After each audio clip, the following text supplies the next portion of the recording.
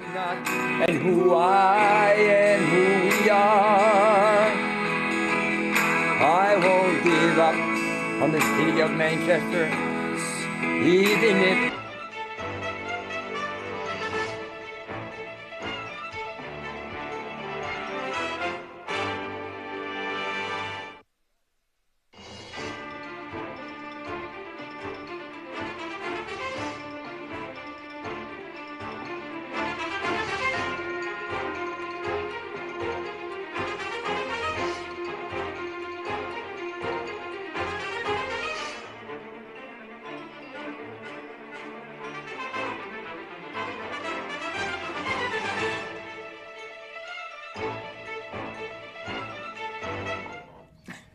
Good evening and welcome to Rock, Paper, Hand Grenades. That banner on the bottom of the screen does not belong to us. As always, say, what is Rock, Paper, Hand Grenades is sponsored by the Wilson Hill Pistol Club right here in Manchester, New Hampshire, the oldest sports shooting club in New Hampshire. And we have open membership. Unlike other firearms clubs in the state, we have open membership and no waiting list. Our monthly membership meeting is the first Wednesday of every month, where that's tonight at 7 p.m. I will see you there. Again, open membership. Public is welcome to come and join. My name is Joshua Solomon, your host, and with me as always is JP Marzullo. How you doing? Oh, I forgot. Don't look at me like that. I'm still the same person. Honorable JP Marzullo. Oh, thank you, sir. So I'm going to do a little commercial here. I don't know whether you can read the hat, but it's for New England College girls field hockey team, and they're going to be playing at 7 o'clock tonight at New England College. And the second thing is, as a member consultant for the New England football team, that hasn't had a team in 50 years. We open up this coming Saturday at noon at New England College. It's going to be an historic event. This is a great opportunity for the people in the area to come and see us. But you might want to bring your own lawn chair because we may not have enough room. We're not sure yet. We don't know what's going to happen yet. But I would just say this, that the coaches have done a great job recruiting, because 39 players on our roster are from New Hampshire. So it gives kids in New Hampshire an opportunity to play in local football. We're D3. So, our coach did coach Randy Moss, but I don't think we have any of those players that are going to be, but never know. You never know. No ringers? Yeah, you never know. So that's that. All right, I'm so done. You got to make a decision, Manchester. You're going to go and see girls field hockey, or That's tonight. Are you going to go to the Wilson Hill Pistol Club? You got two competing venues here at 7 p.m. this evening. So, but our players choose carefully. Yeah, choose carefully. Yeah, exactly. We're a little bit concerned because it's supposed to rain, and we have a grass field. We don't have Saturday, turf yet. We're hoping for that. But anyway, that's my plug. All right. Can I leave now? Lots of weekend activities. We got that, and we got the air show this weekend over at Pease. That's going to be a lot of fun. So lots of stuff going on this weekend. So, all right. Good. Do we have a guest? Or? We do have a guest. Yeah. Holly. Who could she be? Welcome. Thank you. Glad to be here. Yeah. You're currently the vice chair? No, I stepped down about 2-3 weeks ago from vice chair of the party. You're no longer vice chair. No longer vice chair. Of the New Hampshire Republican Party. Okay. So, that could mean other things might happen, or maybe not. I stepped down so I could take a serious look at CD1. So, I am So you did fairly well. That. Yeah, you're exploring. I think, would you have the second most votes? Yes. Last time, right? Which is really good, considering nobody knew who I was before. Right. But I think always flew under the radar. So. Yeah. Why don't you tell us a little bit about your business, what you're doing now, other than considering running? Yep. I'd like to hear some of that. So I have a really diverse background. I don't know how much you know about me. So I own a structural steel fabrication company and an erection company. We do the steel structures throughout New England, hospitals, the skyscrapers in Boston. We'll do a beam for a house. Oh, wow. And we do the erection for that also. I'm also a psychiatric nurse practitioner and a geriatric nurse practitioner. There we go. Could have used me during the Biden administration, couldn't Absolutely. you? Absolutely. I spent my career in dementia care. So. Oh, really? Yeah, so I really could have worked down Yeah. in D.C. So where did you go to school to get that training? So I liked school. So I did my undergraduate nursing at Rush University in Chicago. Oh, wow. I got my master's in geriatric nursing and my geriatric nurse practitioner at BU. I got my PhD in nursing from BC. And I have a postmaster's certificate in psychiatric mental health nursing from Mass General Institute of Health Professions.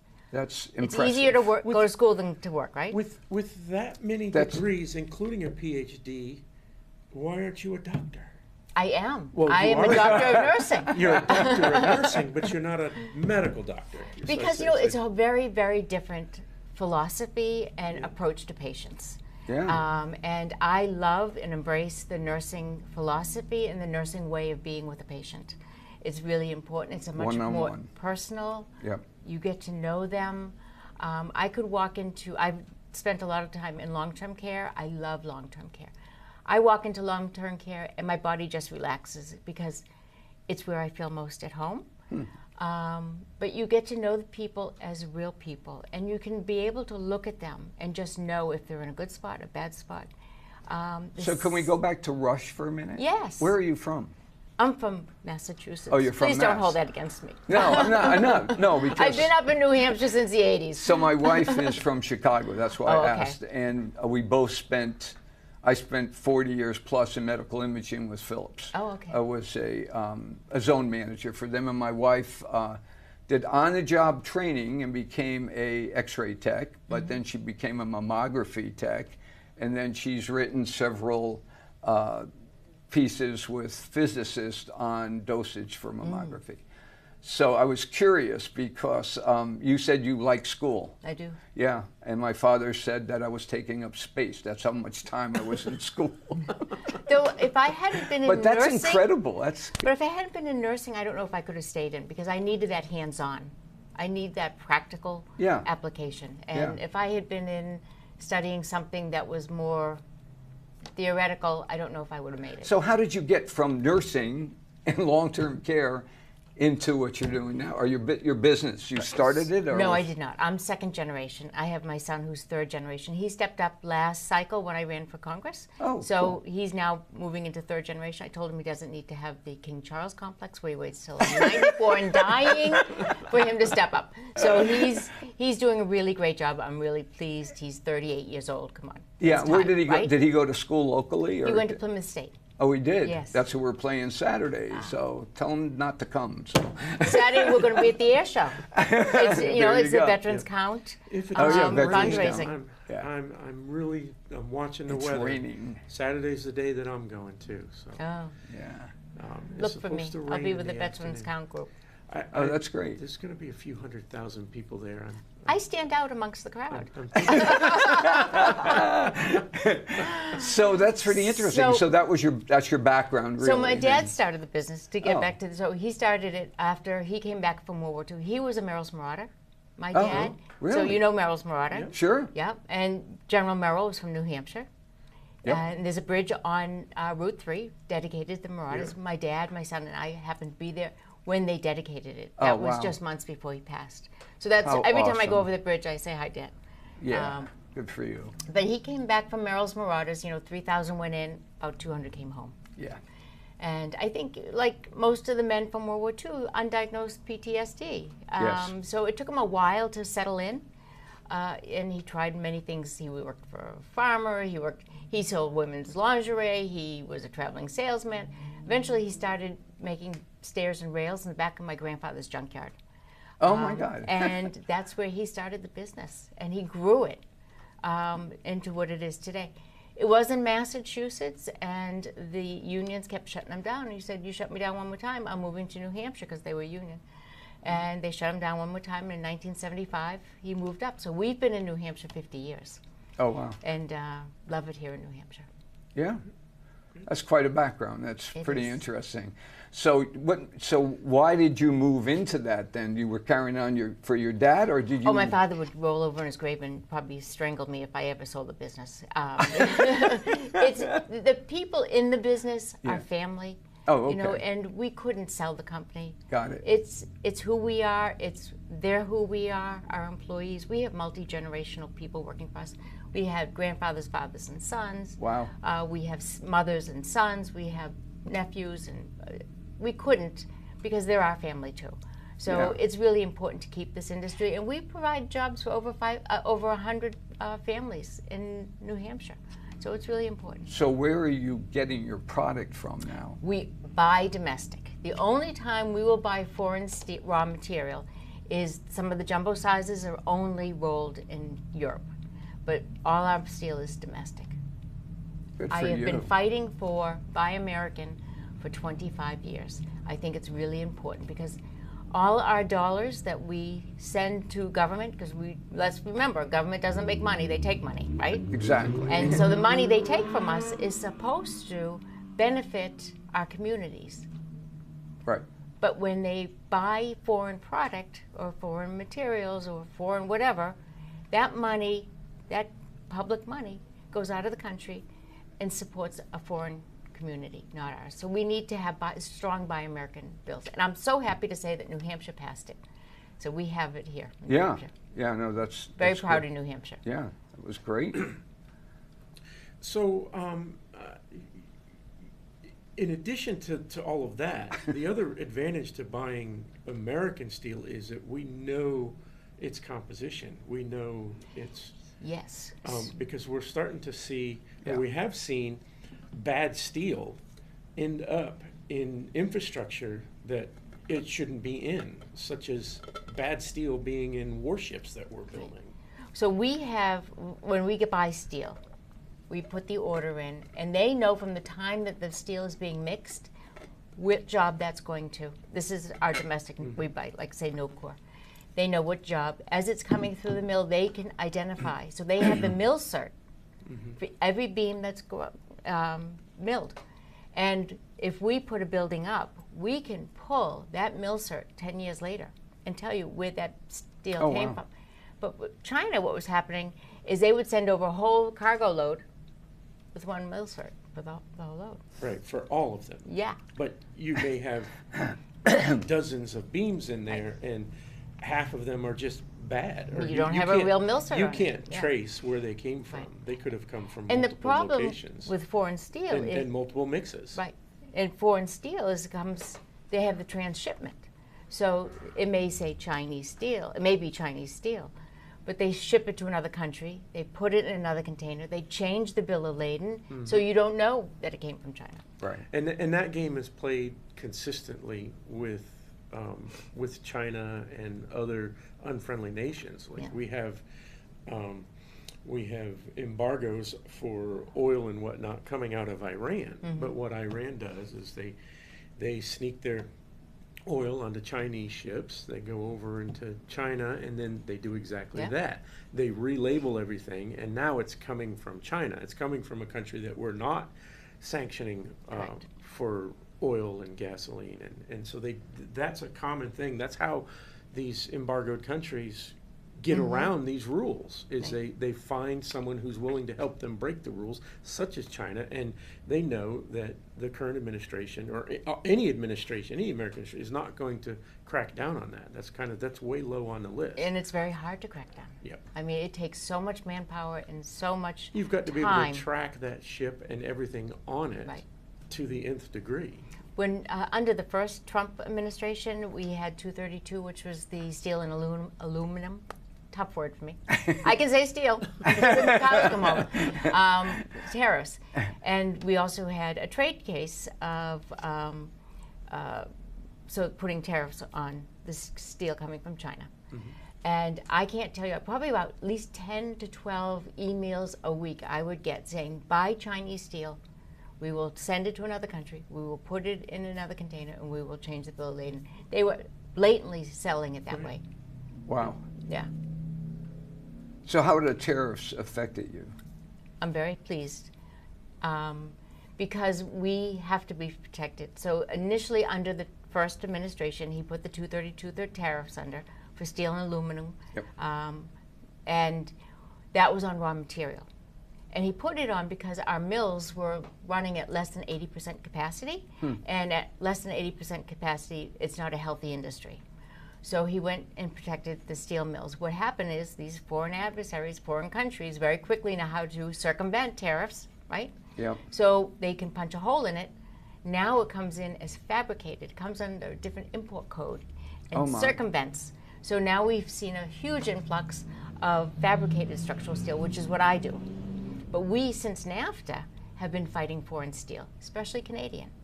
The Canadian market has targeted New England and the Mid-Atlantic and now all the way down to Florida, where they can drive a truck to. So his new tariffs are to protect against the loopholes. So we're very pleased that he has put the focus on the steel industry, because we really need to. We're functioning at less than 50% capacity because of foreign competition. You know, I understand there are certain industries that are being hurt, and I think the tariffs will become more surgical as time goes on, but it's a carrot to bring foreign countries back to the trade negotiation and renegotiate our trade agreements, because ever since NAFTA, we have outsourced our industry, and we need to bring it back. We need to bring those jobs back.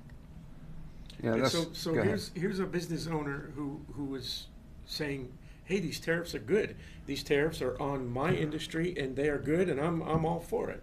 Yeah. And we're not seeing any of that in the media. We're not seeing, all we're seeing is doom and gloom. These tariffs are hurting jobs, and they're hurting businesses, and the cost is going to be passed on to the American consumer. But here we have a situation where the tariffs are doing good by forcing the jobs back into the United States and creating new jobs and helping families in the United States. It's literally doing exactly what he said it was going to do. That's right, because the Canadians were able to undersell us by 25-30% on a job. Oh, wow. Huge. That's a right? lot, yeah. Now, during his first administration, we had the trade case, and one of my one of the people that also is a steel fabricator from the Midwest, he testified. I testified in D.C. on the steel, and he said, because he does the big stuff, like the big stadiums. He said he bid against China on a stadium. If he had donated all of his labor costs, he could not match the Chinese fabricated, delivered to the U.S. cost. Wow. Price. That's how much they ended. Don't forget, Chinese steel, for instance, is government-owned mills. And they've got slave labor. We don't have Uyghurs. Child labor. Right?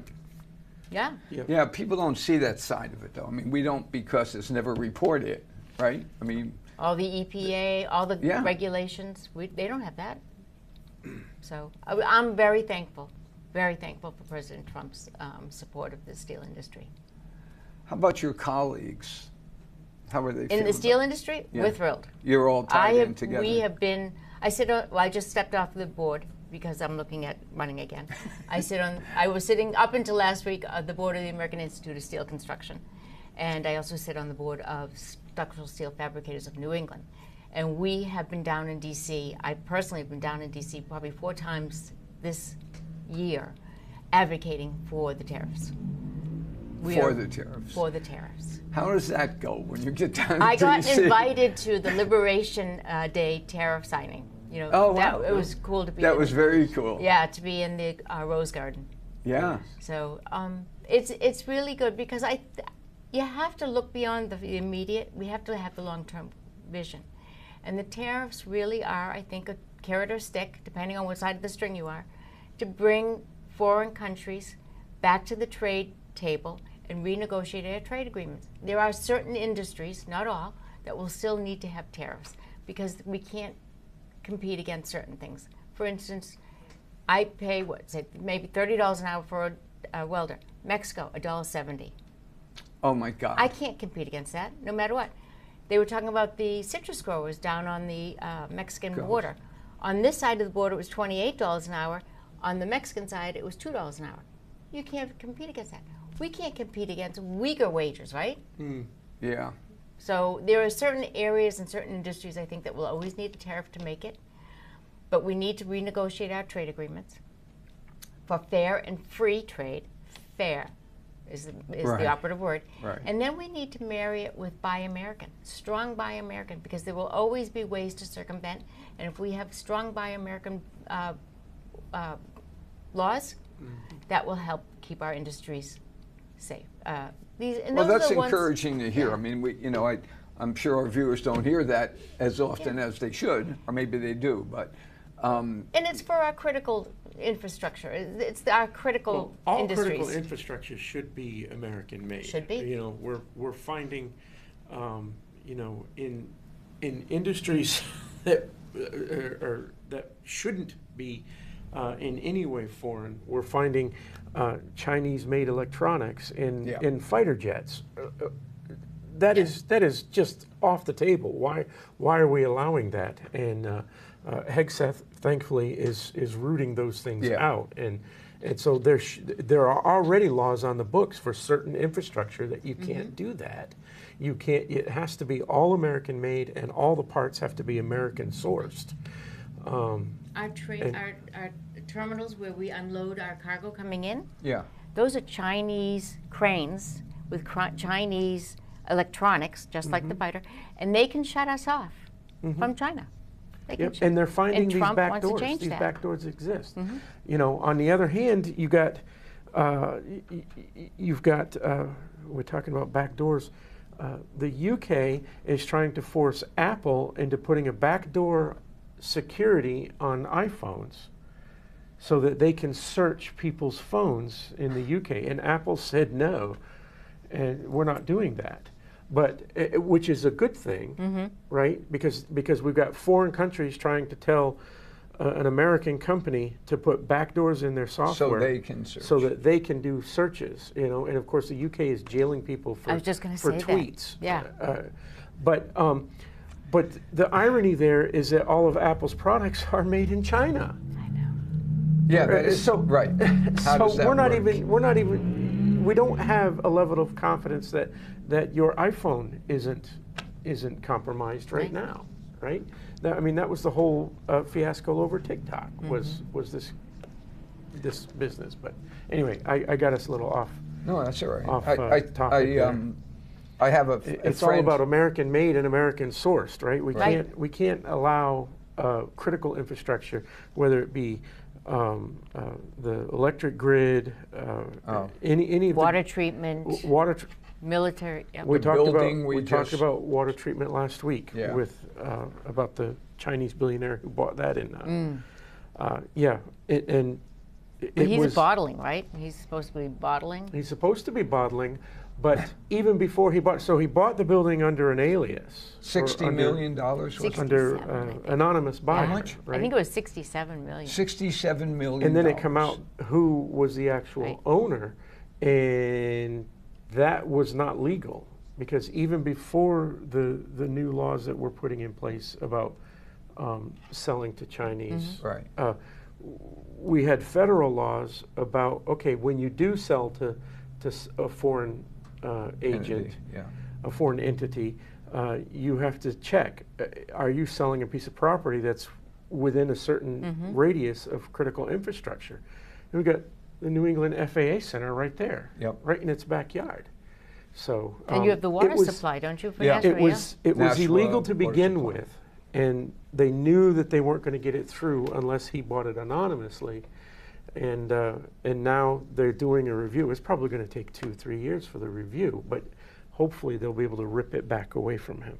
So Yeah, I mean, also just small businesses, to your point about Buy American, and I'll give a plug to Henniker Farm Store because they will not buy anything unless it's made in America. So they work really hard to do that. Now, occasionally, because of the way things are done, they may actually be buying something that was made in China, Right. sent somewhere else. But they have been doing that for years to try to just, buy American. And I know it's a small thing, but that's adds what up. more local people businesses need to do. And I'm sure it's stressful for people that are, buying things on the business side of it, because of that.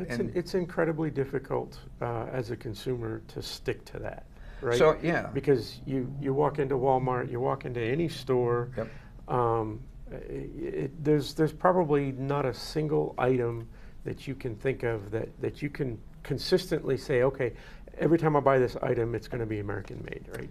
Yeah, and they we've don't- got they don't Amazon. ever It's so tell- easy to China just was putting the American made tag on some things. Like flags, that drives me nuts. You get an American flag made in China. That really bugs me for So some we're reason. dog people. We have lots of dogs. And to buy dog food that's not sourced and made in the United States is really hard to find. We found one. What'd you find? I don't know. I don't remember the name of it, but it's a When you find family- the apples, find the dog I will food. let you know. It's a family-run business that did this, and yeah, and we have dogs as well, Yeah. and so dog now, just one dog, but it is hard. You're right, and you have to. The other thing that if you go on Amazon, you want to look for something, and you want to look at the details of the product, it's very difficult to find out where that thing is really made from. Right. Right? I've had I mean- things show up that say made in the USA, but then you read the instructions, It's- and whoever wrote the instructions does not speak English as a first language, Yeah. right? So you obviously know that they just slapped a label on it. They did. It's not really made in the USA. So like, But anyway, yeah, I was thinking like, what's the name of the? God, I just went blank. The gas stations that get what is it near? It's near us in The budget Mass Road. gases? No. It's a big gas company. Citgo? Nope. I'll look in my pocket. I'll let you know. I'll Citgo pull is the a card out. Venezuelan-owned. No, I don't have the card. Irving. Irving. Irving. Oh, well, Irving's that's Canadian. Yeah, it's Canadian. Yeah. That's what I'm getting to. Yeah. They're Canadian. And so, and the other thing is the bank I use is Canadian, TD Bank. Yeah. And that's kind of spooky now. You know, you don't know what to do. But I noticed the gas prices are going up in Irving's. I came by on one in Mass Road. Now, I know the barrel of oil is not that high right now. It's fairly, I think I it's looked fairly at it. It's only leveled like off. $64 Yeah, or six- something like yeah, that. it's under it's under $70, and they're charging $3.35 a gallon, and it went up in like 3 days. So I figured, well, Labor Day weekend, people driving. Nope, they're Still still up. pushing it up. And the thing is the other gas stations in the area, guess what? They're going to go up with them, Right. right? I mean, that's nuts. So I don't know how we get around this. I think I do agree with you. I had some concerns about tariffs, but once you sit down like with yourself and explain how it really affects your business and eventually affects the consumer, Right. And like I that said, story it's- needs to be told. Right? It's going to be I think the tariffs are going to end up being surgically applied, but there are certain critical structures. Yeah. Right. 90% of our generic medication comes from China and India. Yeah. We need to bring that back. Yeah. There are certain things. Well, wait. but Didn't clothing we, when I, that sparks something? Didn't we have? Didn't Trump try? It was in one of the Trump administrations, or maybe it was the last one, and it didn't go through. But they were trying to bring the Indian manufacturing over to us. There was a bill, there was something, but it died. But it was all about the pharmaceuticals coming from India and getting them manufactured here in the United Well, States. here's the instead. weird thing. Like General Electric, everybody thinks they're But that's the thing. American pharmaceutical companies don't want to manufacture those cheap generic things No. because they don't make any money on it. patents They off. want to Exactly. keep with the new stuff. They want their $1 billion sweetheart deals for the COVID vaccine that wasn't a vaccine. Exactly.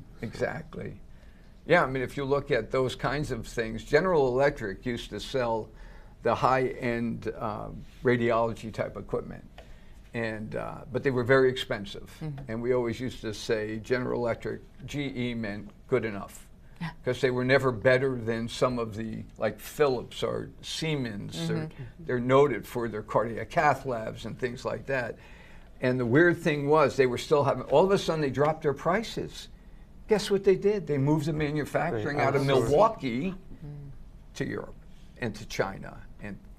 we can't be doing that. We can't be I doing mean, I know it's all profit driven, But but affordability is a huge issue for people right now. Yeah. And if they don't have good wages and good opportunities for employment, that affordability is really going to skyrocket. They're not going to be able to afford it. And when we grow our manufacturing, we grow our tax base, right? right. So there's more money into the, Absolutely. so it's a win-win. But we need to be able to absorb a little bit of the discomfort in the meantime while we Yeah, we equalize I've heard the out. president say that. Yeah, Yeah. and you know, I haven't. It hasn't hurt me too much yet. Well, see, I think that's the thing. I think they're spending a lot of time talking about it. The mainstream media spend a lot of time talking about it and demonizing the whole tariff thing. But in reality, no one has died and no one's been kicked out of their home and no one has really felt the difference, right? Yeah. We had the inflation and the price increases were huge under Biden with Oh, no yeah. tariffs. We're not seeing inflation grow. We're not seeing that go up with all of these tariffs and all of these negotiations. And we're seeing a cycle. You know, at first, my liberal friends were saying, "Oh, Trump put the tariff out there, and then he pulled it back and gave them a 90-day extension. He needs to make up his mind. Obviously, the tariffs aren't going to work. That's why he pulled it back." And my response is, no, that was the point. He got them to start negotiating with these tariffs and Yeah. said, "Okay, as long as you're going to negotiate, we'll pull it back and we'll It's a talk." sign of good faith. Right? Yeah, exactly. That's what we're doing. This whole cycle is, and we're going back and forth, back and forth, back and forth, and the net to the consumer has been zero. Right? Pretty much. We've seen some prices go back down Yep. to pre-Biden area prices, and we've seen some prices go up, but the net is a net zero because he's using these tariffs for negotiating purposes, and it's working. Yeah. And peace reasons. And for peace. Right. Oh yeah. I mean that's. So let's swing back to you investigating or looking at running again. What would you do different, do you think, this time? Now, it was name recognition in the beginning, Name right? I mean, that's recognition. the biggest we've talked about all Do you the feel time. you've kind of moved forward on the name recognition side? I do because I was vice chair of the party, Yep, and I that'll think do that it. helped also. And it also showed that I was committed to our state and our party. But you didn't just disappear after No. after the primary was over. You stayed involved I and stayed involved. continued. Right. Okay. And Michael Graham. you Yeah, know, sure. So I was at right of center, and he was talking about having a good loss. You know, and he said I had a good loss. A good loss. A good loss. I got my name out. I showed I worked hard. Yeah. Showed where I stand on things and who I am, and then I stayed active and I stayed involved in the party, and that was a good loss. And I think that sets me up for whatever I choose to do. Right. Right. Shortly, you will find out. Yep. For a good start. But what would I do different? I think it's what I realized is that no matter how hard you work, there are so many people that you can't access. One, either because they're not actively involved, or they're not really paying attention at the moment, or it's just not their circle of interest in politics. So trying to access those people that are really difficult on the fringe, that we need to, because it's more people that are difficult to access than the ones who show up for the GOP. You know, I go to all the town GOP meetings, Yep. but it's a small group of people who you know will show up. And a to lot vote. of them follow you too. I mean, Right. you know, you get groupies. I call them groupies. So if they know you're going to go speak somewhere, they might want to come to support Right. you to let you know they're still with you. But it's hard. Those and the trackers. Right, Are you those and the Google- trackers, right. But you're right. I mean, you have to find a way to get independence, Yeah. for instance, and maybe some real Democrats, Mm-hmm. you know, the old Democrat that's sort of right on the line, doesn't like the way the Democrat Party's going because they don't like the message. Right. They're not quite ready to become, you know, so maybe they'll go independent. Hopefully you can get some of those votes. Right. But I found, and I've been doing politics for 20 years now. Wow, that's a long time. And that's one thing I've always noticed. You know, you can go out and have the best, you know, presence in social media, but there's a lot of people that don't look at it. Right. You can say, I can remember people saying, you need to mail things to people. And I thought, mail things? Nobody's looking at mail. And then you start looking at towns in New Hampshire that don't have internet. Right. And you're also looking at an age group, my age group, which is really old, that don't even, he's helped me, bailed me out a couple of times with computers and my phone, but who kind of look forward to getting mail. I mean, it's really funny because there's a couple of days we don't get mail, and Donna's ready to call, ready to go to the post office and scream at them. How come we're not getting any mail? Right. You know? But there are older people, even than me, believe it or not, who actually stand by. They know when the letter carrier is coming, right? Yep. Right. So you have to hit all of those things. And to your point, that's a good point you made.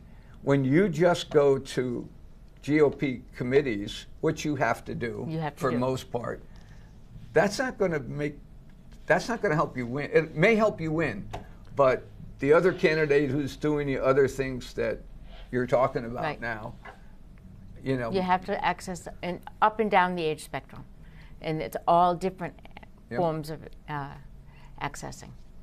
So you had some endorsements last time. Yeah. And so who were they? I don't remember now, but endorsements can be tricky. So who would you say that, you know, maybe have helped you the most? Maybe somebody who's been in this industry for a while and not your campaign manager that you're paying or something. Right. But, you So know. we really went for the broad spectrum Yep. because we want to have as many people feel a part of it and to be heard. So we had people who were a little bit right of center all the way to the far right. And I think that was important. I was very honored to have John Burt. Oh, yeah. So that was a big honor. Yeah. I had Senator Carson. So there's a big spectrum there, right? Sure. And you're on the Seacoast and you're with the group Veterans Count. Yes. I know Renee Plummer used to play a big role in that. I don't know whether she still does. Have you been to Liberty House yet? I was at Liberty House last time. I haven't been this time. Okay, so and Renee and I have been friends for a long time, and she is doing this Vets Count now. Yeah. And she supported me last time. Yep. Yeah. Yeah, because it's still about money. Yes. Yes. I don't know what you raised last time, but what do you think you would need if you decide to run and commit? What do you think you would need to raise in this race? I'm estimating between 750 and $1 million for the primary. Just for the primary. Just for the primary. That's Gone are the days of for the people, by the people. And then you're up against the DNC-backed candidate with millions. Talk about Senate race. Mm-hmm. Yeah. Yeah, that's tens and tens of millions. Yeah. Yeah, we just heard today. I heard today on the news that John E. Sununu is considering running again. I saw that too. Which we were trying to figure out how long has he been out of it? He's been how out for old like is 20 he? years, right? It's been quite a while. Yeah, it has been, but that was kind of interesting. But he comes in with name recognition. No question. I guess that would be kind of the one thing that he might get hit hard on is, hey, you've been out of the game a long time. You know, you have the family name, but you personally have been out of the game a long time. So that would leave Dan Innes and Scott Brown for that race. Right. In the race that you might consider, it seems like some of the same players. Like we will have one of the people on next week, Chris Bright. Right. Chris and I ran last time. Yeah, and I think it was a very well-run, well-respected race. You need to continue that, I think. Yeah. I think we saw you at a debate at New England College. And that's the first time I heard you speak, actually, was there. And I was quite impressed with the way you handled yourself. Thank you. You know, I've noticed that on WMUR that my friend Adam Sexton will only talk to 90% Democrats and maybe not even 10% Republicans, but every Sunday it seems to be a Democrat. Hopefully he'll now start pulling in the people that Well, he's had some of the candidates. Like that's what I'm CBS saying. does. They will Yeah. creatively edit your interview. Well, I don't know though. No, I haven't found that with No, Adam. I was just he's gonna been say. fair. Yeah, No, I have to okay. say, Yeah, when he no, he's- asked me the tough questions, he gave the whole answer. Yes, which was he like never. very I good. can remember when the mayor of Manchester here was interviewed by him, and she started going in the wrong direction, and she said, "Can we start this over again?" I remember. Remember that? Yeah. And he didn't edit that out. No, he said, "This is live." Yeah.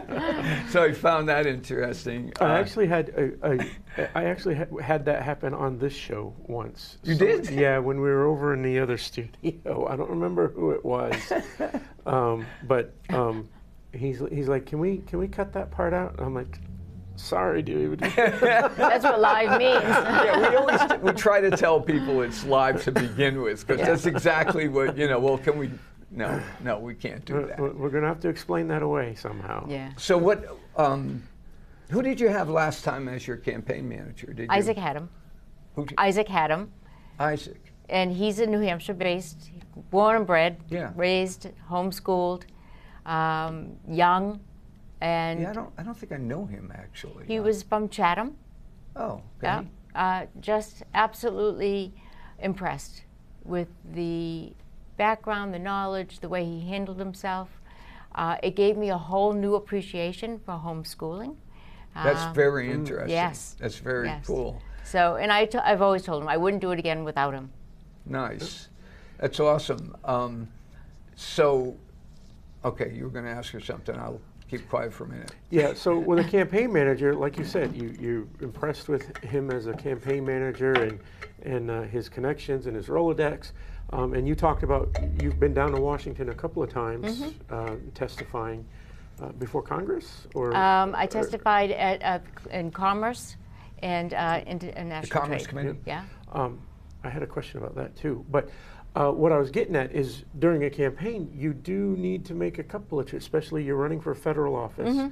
You do need to make a couple of trips down there and start talking to the RNC and folks like that. Do you have those connections? Because that's Yes, very I've been important. down. It's very important. Oh, that yes, yeah. You No, know I've the been. right people down there and get them to back us, because traditionally, even if you win the primary here, the RNC is not dumping a whole We lot have of such effort a late primary. into New Hampshire's candidate, because they figure that it's, like you said, a late primary, there's not enough time before the general election, and they don't think they're going to win. So we've got to convince the RNC, whoever it is, we've got to convince them We got to convince to them put it's some right effort candidate. into New Hampshire. Yeah, exactly. Right. Right? Yeah, because they've done that before. That was just Right. one of the things I ask each of the candidates is, Yep. do you know the right people down there? Yes. Right? I actually was down last Monday. So that's good. Yeah, and so your point that kind of slipped by there, that said it's about getting the right person in that position for them to support. Oh, exactly. That's right. Right? Right. Because there's multiple reasons why the RNC's, just doesn't push hard enough in New Hampshire. But I think this time around we've got some good opportunity with the empty I think we have seats. very good opportunity. So- CD1 and the Senate. Yeah. And I think if we have a strong candidate for the Senate, it's going to help us down Down ballot. yeah, absolutely. Down ballot. So, will. and that will also bring federal money into the state, and also help with get out the vote. Yeah, because that's really a big thing right there. Getting out the It's vote. getting out the vote. And people don't realize how important it is. Especially in an off-cycle election. Well, yeah, Correct. the midterms are... we traditionally, again, another unfortunate thing is conservatives don't turn out as much for Right. this off-cycle. So Well, they might We need this to- year. yeah, They might yeah, this especially year. with the empty seats. Yeah, Right, so- the empty seats and... Yeah. And You know. the balance is pretty tight. So we need Oh, to yeah, get the those numbers seats. are. Yeah. Yeah, absolutely.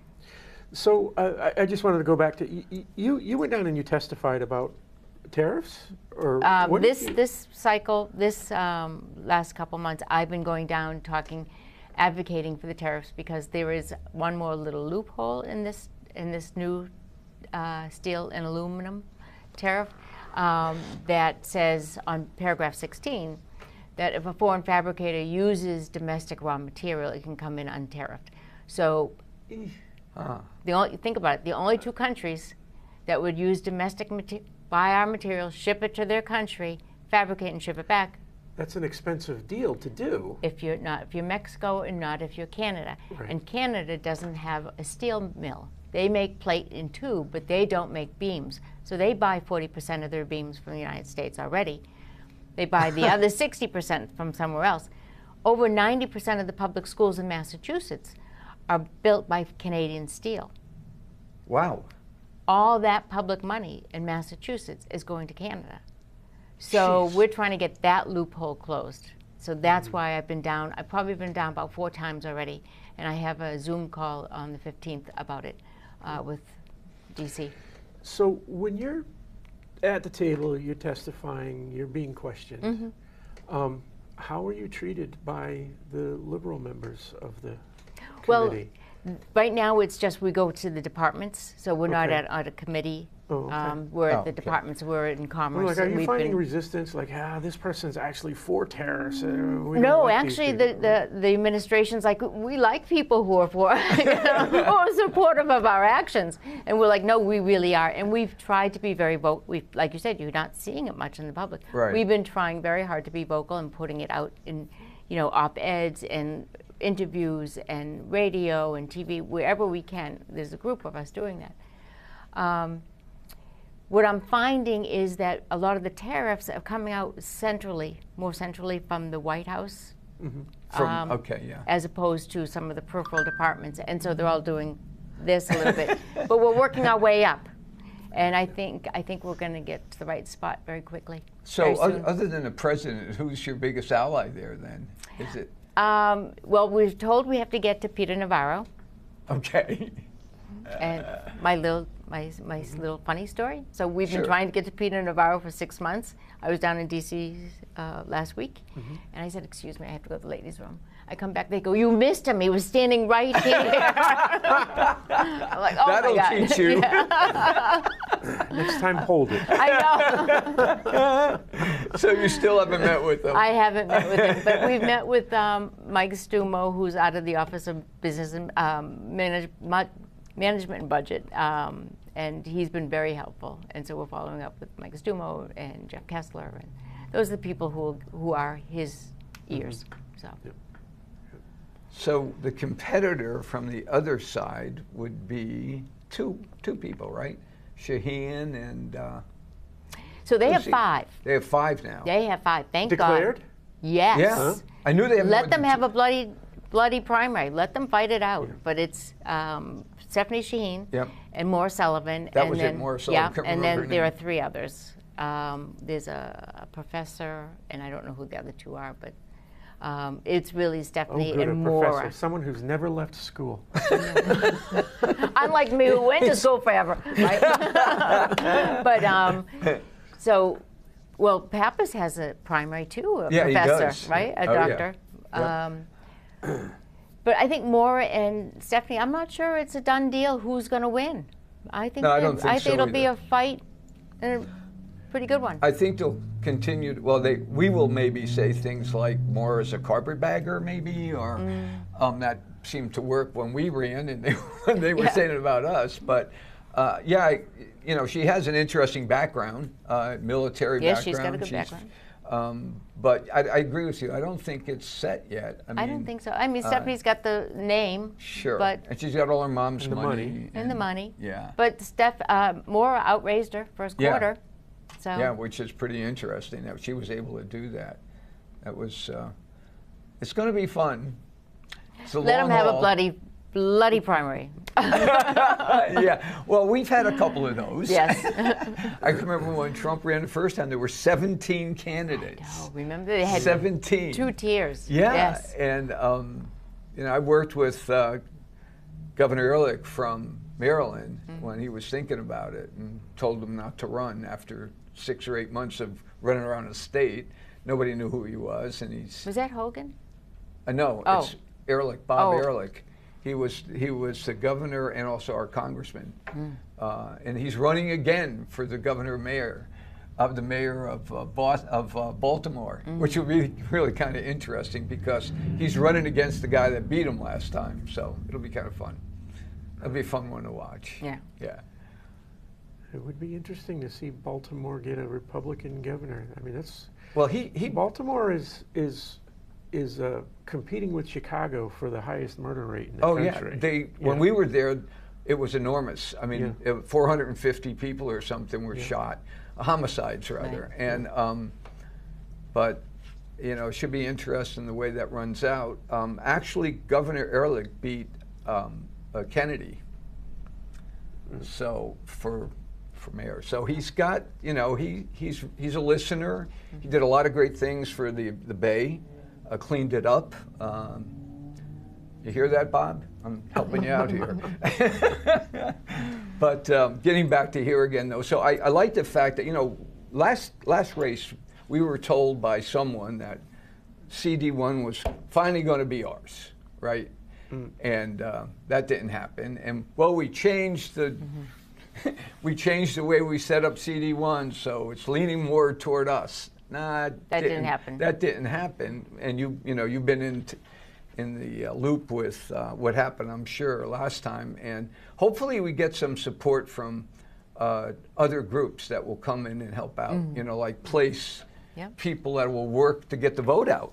Turning Point's coming in. Yeah, I saw that. Yeah. That's awesome. Yeah. Oh, that's right. I got my invite. I didn't respond.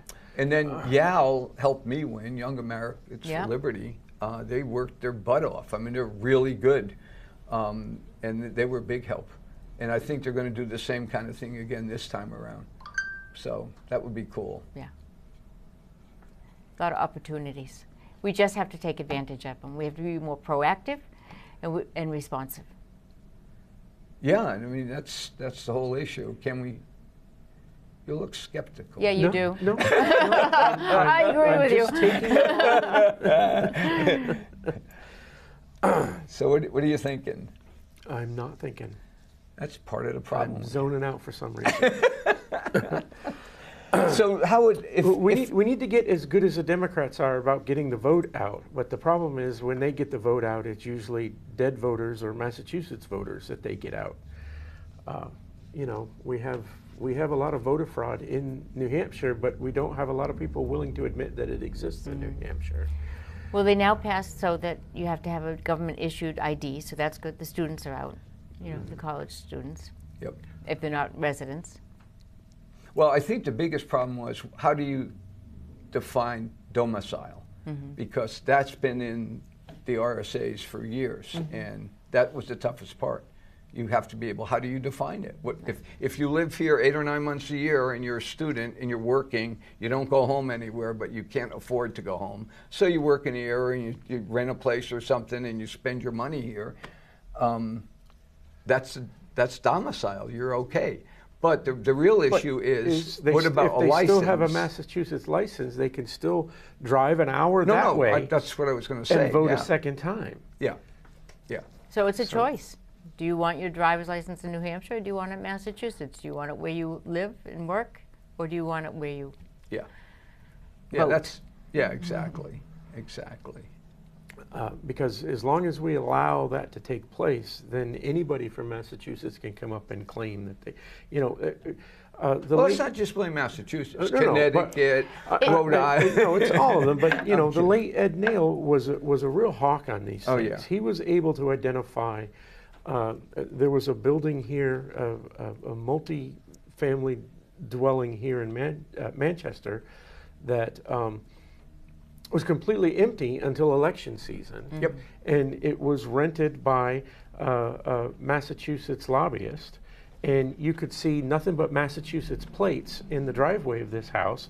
And everybody in that house voted here in New Hampshire. And after the election, the house was empty again. They didn't live there anymore. Right? Yep. These things happen, and they happen rampantly in New Hampshire. And we don't have the same kind of hawk that Ed Nail was going after these people. He was responsible for a lot of the voter fraud that we caught during his era. But I think there's less of it now. I really do, because there's more. I'm not overly convinced of that. Because there's more rules in place. I think they're finding more ways to get around it. There's a loophole to everything. Well, you want to go down another rabbit hole? Let's talk about illegals with driver's license who then can vote. That's the biggest one. That's a big concern. Yeah, that's where absolutely. The problem is. And we've got a lot of those too, because for a few years, Manchester was a designated dumping ground, sanctuary city. Dumping ground.